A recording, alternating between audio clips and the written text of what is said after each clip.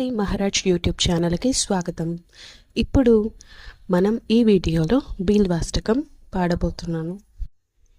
త్రిదళం త్రిగుణాకారం త్రినేత్రం త్రయాయుధం త్రిజన్మ పాప సంహారం ఏకబీల్వం శివార్పణం త్రిశకై బిల్వపత్రస్యాం హర్షిదై కోమలై శుభై శివపూజాం కరిష్యామి ఏకబిల్వం శివార్పణం అఖండబిల్వపత్రేణ పూజితే నందికేశ్వరే శుద్ధ్యంతి సర్వపాపేభ్యో ఏకబిల్వం శివార్పణం సాలగ్రామశిలామేకం జాతు విప్రాయ యత్పరేత్ సోమయజ్ఞ మహాపుణ్యం ఏకబిల్వం శివార్పణం దంతకోటి సహస్రాని వాజపేయశతాని చ కోటికన్యా మహాదానం ఏకబిల్వం శివార్పణం పార్వత్యా స్వేదసాజాతం మహాదేవస్య చ ప్రియం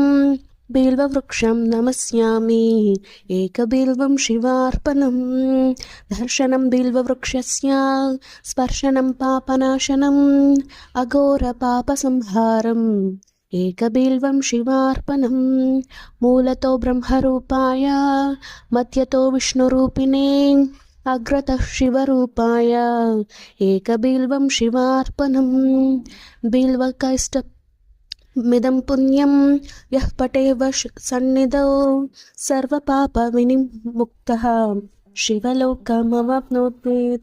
ఇది బిల్వాష్టకం.